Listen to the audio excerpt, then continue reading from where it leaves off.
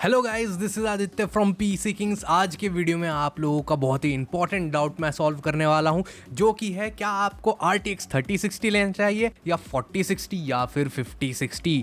तीनों graphic card के बीच में बहुत सारे लोग बहुत कंफ्यूज रहते हैं। सो इस वीडियो में एकदम प्रॉपर डिटेल में हम लोग जानने वाले हैं कि कौन सा ग्राफिक्स कार्ड आपको लेना चाहिए। कंपेयर करेंगे ईच एंड एवरी एक्सपेक्ट में। तो वीडियो में बहुत ज्यादा मजा आने वाला है एंड स्पेशली वीडियो बहुत ही इंफॉर्मेटिव रहने वाली है। तो वीडियो को अंत तक देखना, आपका बाइंग डिसीजन सही रहना चाहिए। मैं गारंटी लेता हूं वीडियो के अंत तक आपके सारे डाउट्स क्लियर हो जाएंगे। Now let's roll the intro.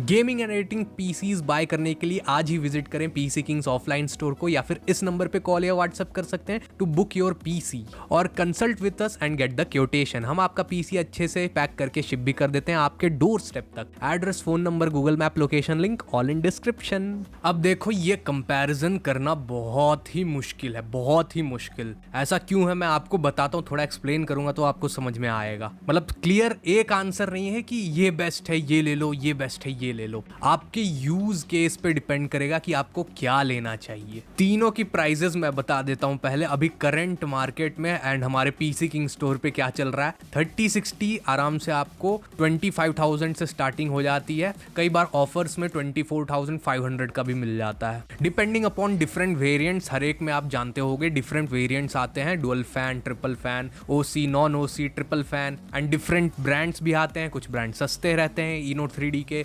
गैलेक्स के and Zotac, Gigabyte, MSI specially, इन सब के प्राइजेस थोड़े ज्यादा रहते हैं। सो 3060 हो गया हमारा 25 से 26 के बीच में, डिपेंडिंग अपॉन डिफरेंट वेरिएंट्स। 4060 आ जाता है हमारा 29,000 से 30,000 के बीच में, कई बार ऑफर्स में आपको 28,500 का भी मिल जाएगा। बात करें 5060 की तो ये स्टार्ट हो जाता है 31,000 से 32,000 के बीच में, depending upon the market place. And कई बार 5060 गीगाबाइट का डुअल फैन आपको 30,000 में भी मिल जाएगा इन ऑफर्स। गीगाबाइट के बहुत सारे ऑफर्स आते रहते हैं, हमारे पीसी किंग स्टोर पे भी अभी कुछ दिन पहले तक ये ऑफर चल रहा था। लेकिन मेनली 31-32,000 से 5060 स्टार्टिंग हो जाती है। मतलब 3060, 25-26,000, उसमें आप 3-4 हजार प्लस करोगे तो 4060 आ जाएगा, उसमें 2-3 हजार और प्लस करोगे 4060 में तो 5060 आ जाएगा। तो आपको कौन सा लेना चाहिए, कौन सा, क्योंकि इतना क्लोज प्राइस गैप है एंड तीनों ग्राफिक कार्ड आ रहे हैं 3000 सीरीज, 4000 सीरीज एंड 5000 सीरीज। देखो, सबसे पहले तो जो लोग सिर्फ और सिर्फ गेमिंग के लिए ले रहे हैं उनको मैं इनका परफॉर्मेंस बता देता हूं। अब 3060 को अगर हम लोग 100% माने तो 4060 उससे 11 to 12% फास्टर है। मतलब ये अगर 100 FPS फॉर एग्जांपल निकालेगा तो 4060 110-112 FPS निकालेगा। अब ये डिफरेंट गेम्स पे, डिफरेंट सेटिंग्स पे वेरी कर सकता है, लेकिन मैं आपको एक एवरेज बता रहा हूँ, एवरेज परफॉर्मेंस जंप। अब अगर 4060 को हम लोग 100% मान ले, मतलब ये 100 FPS दे रहा है,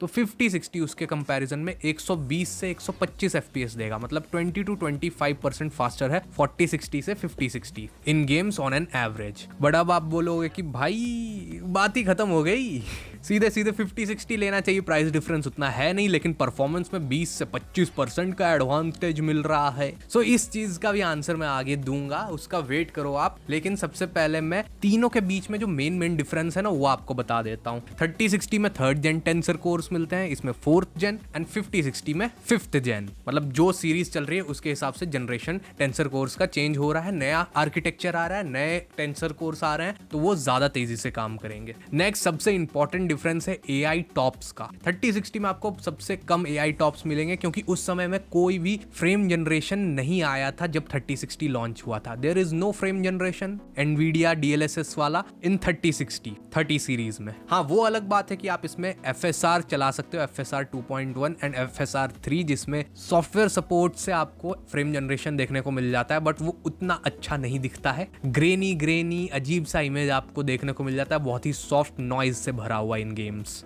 बट वहीं पे आप 4060 पे चले जाओगे तो वहां पे आपको देखने को मिल जाएगा 242 AI टॉप्स, जिसके वजह से NVIDIA ने, जेनसन हुआंग जी ने इसमें दिया है हमें फ्रेम जनरेशन। ऑब्वियसली आप जानते ही होगी, क्या बोला तूने, जानते ही होगी ऑब्वियसली आप जानते ही होंगे, 2 फ्रेम्स के बीच में एक फ्रेम ऐड कर दिए और आपका फ्रेम रेट ऑलमोस्ट डबल हो जाता है। मतलब 60 FPS मिल रहे थे तो 100 FPS मिलेंगे। ऑब्वियसली वो फेक फ्रेम्स होते हैं, लेकिन आपकी स्मूथनेस बढ़ जाती है, लेकिन लेटेंसी ज्यादा हो जाती है। और वहीं पे आप 2-3 हजार और खर्चा करके अगर 50-60 पे चले जाते हो तो आपको फिर मिलता है एनवीडिया के तरफ से MFG मल्टी फ्रेम जनरेशन, जिसमें आप एक रेंडर्ड फ्रेम के बीच में 3 AI फ्रेम्स घुसेड़ सकते हो और अपने फ्रेम रेट को 4 गुना कर सकते हो। बहुत ही अच्छा लॉलीपॉप है एनवीडिया की तरफ से, क्योंकि कंपेयर टू 4060 5060 में आपको up to 2.5x to 3x more AI tops मिलते हैं, इसीलिए ये केपेबल है मल्टी फ्रेम जनरेशन के।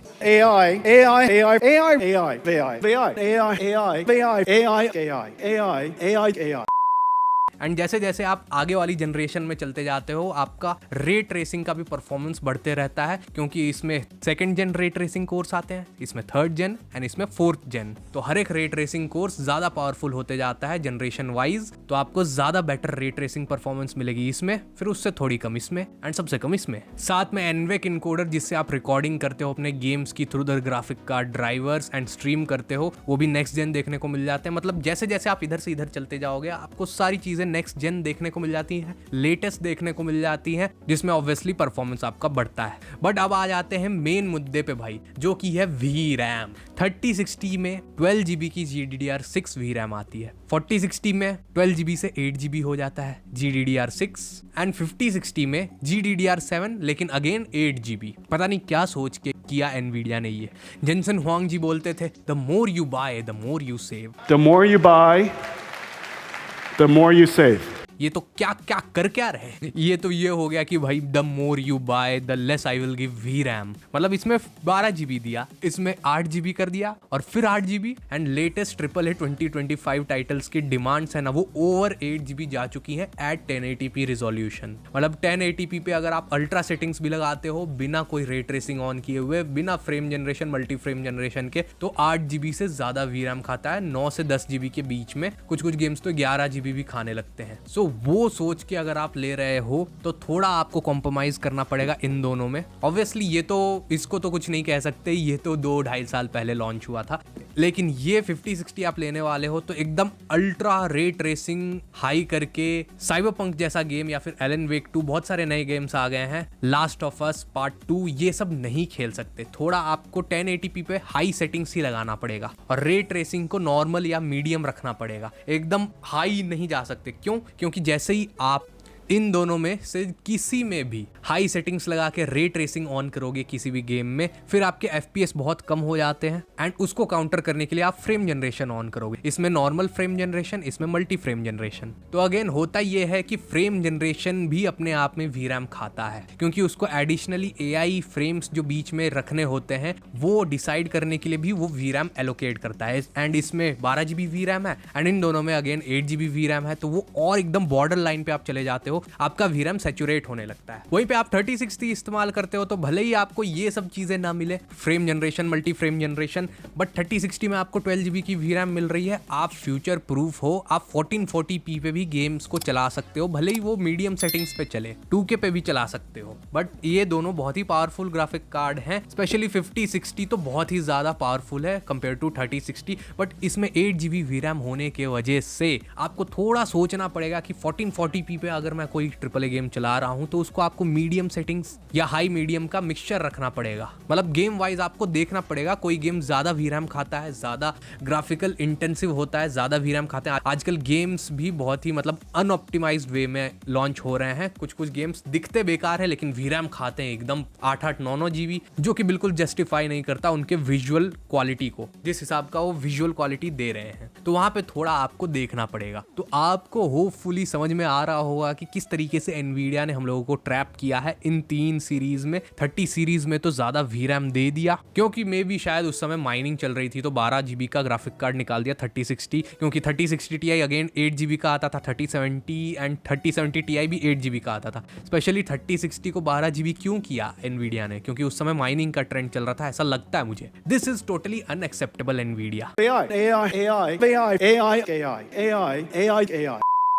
लेकिन फिर भी लोग एनवीडिया के तरफ ही जाते हैं क्योंकि बाकी सारी चीज़ें एनवीडिया की ही अच्छी है। मतलब आपको ऑलराउंडर चीज़ चाहिए, मैं गेमिंग भी कर लूँ, मैं स्ट्रीमिंग भी कर लूँ, मैं एडिटिंग भी कर लूँ, मैं AI वर्क भी कर लूँ, तो एनवीडिया ही लोग लेते हैं। वैसे AMD ने भी इस बार 9000 सीरीज में अच्छे ग्राफिक कार्ड निकाले हैं, लेकिन अगेन गेमिंग में अच्छे हैं वो graphic card. AI performance and editing wise Nvidia के ही ग्राफिक कार्ड अच्छे रहते हैं और बहुत बहुत ज़्यादा डिफरेंस रहता है AMD एंड एनवीडिया के बीच में, मतलब 2 to 3 टाइम्स एंड इवन किसी बेंचमार्क में तो भाई ऑलमोस्ट 10 to 12 टाइम्स फास्टर है देन AMD। तो इस तरीके से एनवीडिया ने हम लोगों को फंसाया है इस जनरेशन में। 5060 is very powerful graphic card, 1440p पे भी अच्छे लेवल की गेमिंग करा सकता है क्योंकि भाई अब मतलब फ्रेम रेट को आप सीधे डबल ट्रिपल कर सकते हो, 4 गुना कर सकते हो, है कि नहीं। लेकिन अगर ऐसा हो जाता तो एनवीडिया के बाकी ग्राफिक कार्ड कैसे बिकते, इसके ऊपर वाले 5060 Ti, 5070, 5080 कैसे बिकते हैं। तो कहीं ना कहीं एनवीडिया को ये बैरियर लगाना था और वो बैरियर इन्होंने लगाया है VRAM में कि VRAM ही आपको उतना ही नहीं मिलेगा तो आप कैसे हायर रिजोल्यूशन पे खेलोगे। करवाने को ये आराम से 1440p की गेमिंग करा सकता है, लेकिन वहां पे आप high settings, ultra settings, ray tracing on करके नहीं कर सकते। भले ही कार्ड में रॉ परफॉर्मेंस उतना केपेबल हो, लेकिन VRAM उतना नहीं रहेगा। VRAM सैचुरेट हो जाता है, फिर आपको देखने को मिलती है स्टटरिंग। आपकी 0.1% लोज एंड 1% लोज बहुत ही कम आते हैं, जो कि आपके गेम की कंसिस्टेंसी को दिखाता है, फ्रेम टाइम को दिखाता है। देखो फ्रेम जनरेशन तक तो ठीक था कि एक एडिशनल फ्रेम है, लेकिन मल्टी फ्रेम जनरेशन कुछ ज्यादा हो गया। मतलब एनवीडिया ने ऐसे मार्केटिंग किया कि मल्टी फ्रेम जनरेशन है भाई, एकदम 60 FPS 50 FPS को बना दो 200 FPS। लेकिन वहां पे बहुत ही इंपॉर्टेंट प्रॉब्लम मैं आपके साथ शेयर करना चाहता हूं, वो ये आता है कि आपके पास मॉनिटर भी होना चाहिए उतने हर्ट्ज का। मतलब 200-240 हर्ट्ज का मॉनिटर खरीदने का बहुत कम लोगों के पास बजट होता है। मोस्टली लोग 100 हर्ट्ज या 144 हर्ट्ज 165 हर्ट्ज का मॉनिटर लेते हैं, वो भी 1080p वाला। अब फॉर एग्जांपल आपके पास 100 हर्ट्ज का मॉनिटर है, आपने 5060 लेके उसमें multi frame generation 4x time पे ऑन कर दिया एंड फ्रेम जनरेशन ऑन करने से पहले आपको लेट सपोज 50 FPS मिल रहे थे। सो अब तो आपको FPS मिलने चाहिए 200 180 के आसपास, मतलब 4 गुना हो गया ना, 4 गुना फ्रेम जनरेशन, तो 180 to 200 FPS आपको मिलने चाहिए। लेकिन ऐसा होगा नहीं, या तो आपका VRAM बॉटलनेक हो जाएगा कार्ड एंड आपका मॉनिटर ही 100 हर्ट्ज का है, तो वो कितने भी FPS निकाल दे, फेक फ्रेम्स निकाल दे, वो आपको स्मूथनेस देखने को मिलेगी ही नहीं, क्योंकि आपका मॉनिटर 100 हर्ट्ज 144 हर्ट्ज से ज्यादा दिखा ही नहीं सकता। एंड दूसरी बात ये कि लेटेंसी भी बहुत आती है। अगर आप कॉम्पिटिटिव होके खेलना चाहते हो, ऑनलाइन खेलते हो, तब आपको लेटेंसी बहुत ज्यादा देखने को मिलेगी। तो ऐसे केस में आप फ्रेम जनरेशन ऑफ ही कर दोगे। Multi frame generation is like का मतलब सेविंग गाय। अगर आपके मॉनिटर का रिफ्रेश रेट 100 हर्ट्ज है एंड आप multi frame generation 4x time पे ऑन करते हो, तो आपका रियल फ्रेम जो रेंडर हो रहा होगा वो 25 से 30 FPS के बीच में हो रहा होगा एंड बाकी जो आपका FPS हो रहा होगा वो फेक फ्रेम्स होगा मल्टी फ्रेम जनरेशन का। तो आपका लेटेंसी बहुत बहुत ज्यादा बढ़ जाएगा, क्योंकि आपका नेटिवली जो FPS निकल रहा है, जो रॉ FPS निकल रहा है, जो कि निकलता बिना फ्रेम जनरेशन, किसी भी टाइप के फ्रेम जनरेशन को ऑन करने के बाद, वो था 25 से 30, लेकिन आपने 4 टाइम्स उसमें लगा दिया बिना कुछ जाने एंड 100 हर्ट्ज आपको दिख रहा है, लेकिन वो फील नहीं होगा। आप ऐसे माउस को करोगे 1 सेकंड बाद आपको हिलता हुआ दिखेगा। इनपुट लेटेंसी बहुत ही ज्यादा बढ़ जाएगी। तो फ्रेम जनरेशन हाँ अच्छी बात है भाई, अगर आपको हाई रिफ्रेश रेट गेमिंग करनी है, अगर आपके पास उतना हर्ट्ज का मॉनिटर है, लेकिन सबके लिए बेनिफिशियल नहीं है। प्लस वो VRAM वाली चीज। एंड इसी के बीच में एक और ग्राफिक कार्ड एनवीडिया ने लॉन्च किया है, RTX 5050, जिसके ऊपर मैंने ये वीडियो बनाया था, 2 वीडियोस बनाए थे इनफैक्ट। लेकिन वो ग्राफिक कार्ड को मैं नहीं लेने को बोलूंगा, क्योंकि उसकी प्राइसिंग एक तो है एकदम बेकार, मतलब 28,000 के आसपास से स्टार्टिंग हो जाती है उसकी मार्केट में।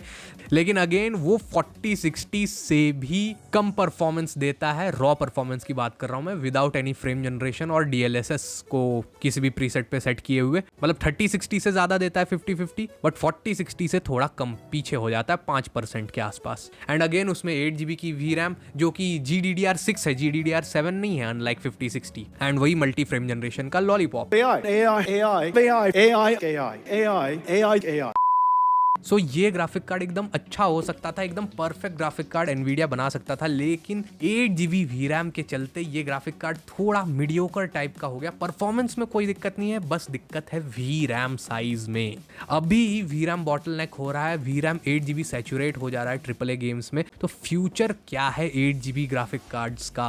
अब आप बोलोगे कि मैं तो गेम्स चलाता हूँ भाई बहुत सारे, 8GB VRAM से ज़्यादा तो यूज़ ही नहीं होता है। भाई आप जब तक स्टैट्स नहीं देखोगे ना तब तक आपको समझ में नहीं आएगा। मतलब जब भी 8GB VRAM गेम ऐसे ऑप्टिमाइज होता है ना कि 8GB VRAM से ज़्यादा अगर कंज्यूम हो रहा है या फिर एलोकेट कर रहा है ग्राफिक कार्ड, तो वो ऑटोमेटिकली धीरे धीरे रैम में ट्रांसफर हो जाता है, आपको बिना पता चले। आप देखोगे कि शुरू में रैम का यूजेस आपका कम हो रहा होगा, एंड धीरे धीरे जैसे जैसे आप गेम्स में इधर उधर टहलने लगते हो या फिर एरिया में रोम अराउंड करने लगते हो, तो वैसे वैसे आपका रैम का यूजेस ज़्यादा होते जाता है। इसका मतलब ये है कि आपका VRAM कम पड़ रहा है, एंड धीरे धीरे आपका सिस्टम आपके VRAM से मेमोरी को स्वैप करके रैम में ट्रांसफर कर रहा है। अब आप सोच रहे हो कि यार तू इतना बेकार बेकार बोल रहा है, इतनी ज़्यादा परफॉर्मेंस दे रहा है कंपेयर टू प्रीवियस जनरेशन ये ग्राफिक कार्ड, तू खाली बेकार बेकार बोल रहा है। मैं बस एक चीज़ पॉइंट कर रहा हूँ कि ये चीज़ अगर VRAM ज़्यादा होती तो बेस्ट सर्वगुण संपन्न ग्राफिक कार्ड आपको नई जनरेशन का देखने को मिलता, जो कि हम लोग एक्सपेक्ट कर रहे थे कि कम से कम 12GB VRAM होनी चाहिए। बहुत सारे फॉरेन रिव्यूअर्स ने भी ये बात बोली होगी, एंड इंडियंस ने भी ये बात बोली है कि भाई what is this, 8GB VRAM games जब ज्यादा डिमांड कर रहे हैं तो उतना देना चाहिए ना भाई। अब इसको ठीक कर सकता है एनवीडिया पिछले बार के 40 सीरीज जैसा कि सुपर सीरीज में मे बी शायद 40, 50, 60 सुपर आए एंड उसमें 12GB VRAM कर दिया जाए। वैसे 5070 Ti सुपर एंड 5070 सुपर तो ऑलरेडी मैंने उसके ऊपर वीडियो बनाया था, वो अपग्रेडेड VRAM के साथ आ रहे हैं with 24GB and 18GB in the next year maybe. So देखो लब्बो लुआब ये है, ओवरऑल इतना रायता फैलाने के बाद आंसर यही है कि अगर आपके पास बजट है तो आपको 4060 से 5060 के पास जाना चाहिए। अगर आप 29,000 के आसपास खर्च कर सकते हो 4060 में, एंड अगर आपको ऑफर में मिल रहा है 31,000 के आसपास, तो व्हाई नॉट। नई चीजें आपको देखने को मिल रही हैं। ऑब्वियसली जो लिमिटेशंस मैंने बताए वो तो रहेंगे ये, अब उसका कुछ हम लोग कर नहीं सकते। हाँ 3060 मैं बोलूंगा कि भाई रहने दो, कम से कम 4060 तक तो आ जाओ। अगर आप 25,000 खर्च कर रहे हो तो 4060 के पास आपको एटलीस्ट जाना चाहिए कम से कम। आज की डेट में कम से कम मल्टी फ्रेम जनरेशन का सपोर्ट मिल जाएगा and newer ray tracing tensor course आपको देखने को मिल जाएंगे, क्योंकि 3060 अब थोड़ा पुराना हो गया है, 4 साल से ज्यादा हो गए लॉन्च हुए। लेकिन आपका हाल कुछ ऐसा है कि आप 3050 पे थे या RX 6600 लेने वाले थे या फिर RX 7600 के पास देख रहे थे, मतलब 3050 मतलब 20,000 रुपए पे थे। बड़ी मुश्किल से आप 25,000 रुपए आपने जोड़े हैं, एंड आप अब इससे 25,000 से एक पैसा ज्यादा नहीं दे सकते, एकदम पॉकेट जेब खाली होगी, तब आप 3060 के साथ जा सकते हो ऐसे केस में, अगर एकदम पीछे से धीरे धीरे पाई जोड़ते हुए आ रहे थे। बाकी अगर 4060 के पास आपका बजट था तो जरूर से जरूर 5060 जरूर ले लेना अगर ऑफर में बाय करते हो तो। बाकी हमारे पीसी किंग स्टोर पे भी ऑफर चलते रहता है, एक बार बीच में 5060 हमने 30,000 का भी दिया है। वैसे नॉर्मल प्राइस तो 31-32,000 रहती है, सो उसके लिए आप क्योटेशन ले सकते हो इस नंबर पे। सो मैंने आपको बोला था कि भाई इतना मुश्किल कंपैरिजन क्यों है, क्योंकि प्राइस गैप इतना कम डिफरेंस है, मतलब 25,000 फिर डायरेक्ट 29,000 फिर 31,000 के आसपास, एंड उसमें भी डिफरेंट वेरिएंट्स कम ऊपर होते रहते हैं। तो भाई कौन सा ले आदमी, एंड ये सब डिफरेंस है इनके बीच में, आपको थोड़ा कॉम्प्रोमाइज तो करना ही पड़ेगा, एक आंसर नहीं है। एंड अगर आपका यूज केस कुछ ऐसा है, स्पेशल केस जिसमें 12GB VRAM रिक्वायर्ड है कम से कम मिनिमम, तब आपके पास एनवीडिया की तरफ से यही एक लौता ग्राफिक कार्ड है इस प्राइस रेंज में 3060 12GB। कई बार ब्लेंडर में या फिर किसी और एडिटिंग एप्लीकेशन में 12GB VRAM की नीड होती है, तो वो आपको सिर्फ 3060 में ही देखने को मिलेगा। सो 3060 तभी ले, या तो आपको 12GB VRAM की नीड हो या फिर आप पीछे से पाई जोड़ते जोड़ते आ रहे थे, एंड अब आप 3060 पे बड़ी मुश्किल से 25,000 का आपका बजट बना है फ्रॉम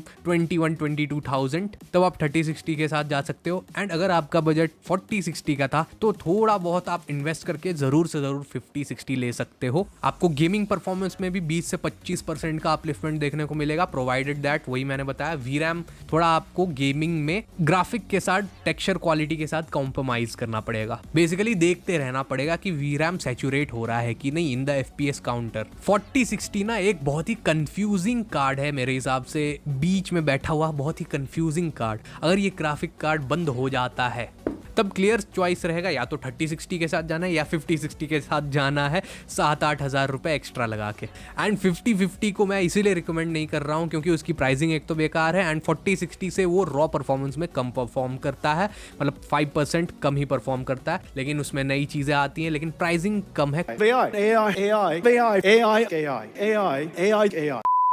कोई भी चीज़, ग्राफिक कार्ड या फिर कोई भी कंपोनेंट, पीसी कंपोनेंट है, उसकी प्राइसिंग ही उसको अच्छा या बुरा बनाती है। फॉर एग्जांपल अगर आप 5060 ले रहे हो, अगर ये 5060 स्टार्ट हो जाए मिलना 40,000 के आसपास, तो आप बोलोगे बेकार ग्राफिक कार्ड है, क्योंकि बेकार प्राइसिंग पे आ रहा है। प्राइसिंग अच्छी है ग्राफिक कार्ड की, लेकिन बस वही वीरैम वाली चीज़ है, मतलब ऑलराउंडर नहीं बोल सकते, मतलब एकदम सर्वगुण संपन्न ग्राफिक कार्ड नहीं बोल सकते आप। एक टाइम पे जैसे 3060 आया था, सब कुछ है इस ग्राफिक कार्ड में, उस तरीके का आप नहीं बोल सकते हो। एंड तीनों में आपको एटलीस्ट कौन सा सीपीयू लगाना पड़ेगा to avoid bottleneck in graphic card, तो 3060 में कम से कम आप Ryzen 5 5500 लगा सकते हो। AM4 प्लेटफॉर्म में सस्ते में बिल्ड कर सकते हो, DDR5 प्लेटफॉर्म पे अंडर 50,000 3060 के साथ। अगर 4060 के साथ जा रहे हो या 4060 है आपके पास, तो एटलीस्ट 12400F के साथ जाना ऑन DDR5 प्लेटफॉर्म, क्योंकि DDR4 की प्राइसिंग बहुत ही क्लोज आ गई है, महंगी हो गई है बेसिकली DDR4 मेमोरी। तो 4060 के साथ DDR5 प्लेटफॉर्म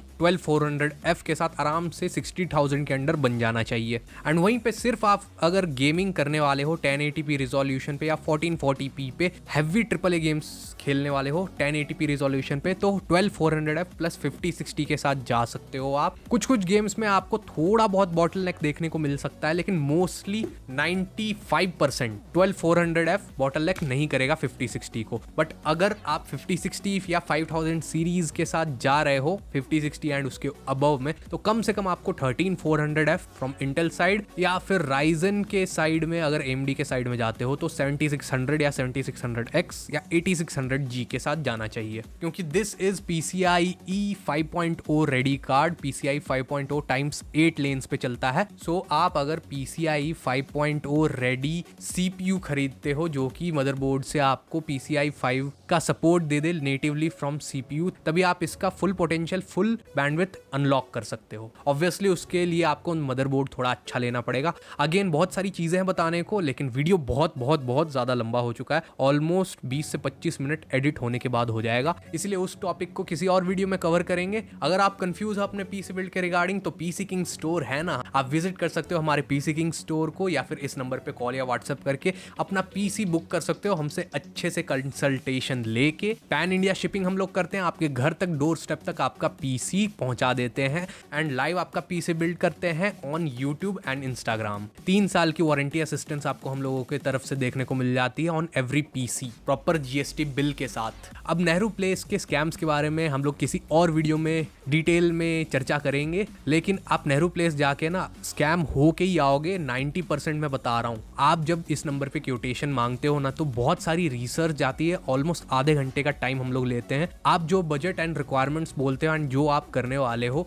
उसके हिसाब से बेस्ट पॉसिबल पीसी बिल्ड आपको सजेस्ट किया जाता है। वैसे नहीं कि 1 मिनट में ऐसे क्योटेशन लिख के दे दिया कुछ भी, हाँ सर ये लगा देंगे, ये लगा देंगे, ये लगा देंगे। बहुत सारों को तो पता भी नहीं रहता, बस बेचने से मतलब रहता है। सो अगर आप पीसी बिल्ड कराने वाले थे तो डू व्हाट्सएप या कॉल ऑन दिस नंबर, या फिर visit PC Kings offline store. सारे लिंक्स डिस्क्रिप्शन में है, गूगल मैप लोकेशन भी। एक बार आप कंसल्ट करोगे, आराम से बात करोगे तो कंफर्टेबल भी हो जाओगे। EMI वगैरह सब कुछ अवेलेबल है। बाकी अगर वीडियो पसंद आया, एकदम डिटेल वीडियो था ये, बहुत ही रिसर्च गई है, तो इस वीडियो को लाइक कर देना एंड सब्सक्राइब कर सकते हो ऐसे ही इंफॉर्मेटिव टेक रिलेटेड वीडियोस के लिए, related to PC tech industry, Intel, Nvidia, AMD, graphic card, gaming PC, motherboard, CPUs। मजा आया, और मैं ये जो मजा है हिंदुस्तान के हर व्यक्ति को देना चाहता हूं। एंड वीडियो को शेयर जरूर करना उनके साथ जिनको इस वीडियो की सख्त जरूरत है, जो देख रहे हैं इन तीनों ग्राफिक कार्ड को। एंड कमेंट जरूर करना, कमेंट्स में योर डाउट्स, अगर आपके कुछ डाउट्स है उसको हम लोग फीचर करेंगे, आपके क्वेश्चंस को इन पीसी मिथ्स एपिसोड। आपके कमेंट सेक्शन से ही मुझे वीडियो बनाने के आइडियाज भी मिलते हैं। बाकी जाते जाते सोशल मीडिया प्लेटफॉर्म्स को जरूर चेकआउट कर लेना, specially the WhatsApp channel, if you don't want to miss any free games deals. जो भी गेम्स आते हैं फ्री में हम लोग वहां पे पोस्ट करते हैं, ताकि आप क्लेम कर लो फटाक से। एंड गेमिंग चैनल को भी चेकआउट कर सकते हो if you are interested in gaming. अभी हम लोग वहां पे स्ट्रीम कर रहे हैं Last of Us and God of War Ragnarok. बाकी मिलते हैं ऐसी धमाकेदार इंफॉर्मेटिव वीडियो में, तब तक के लिए बाय बाय, सायोनारा।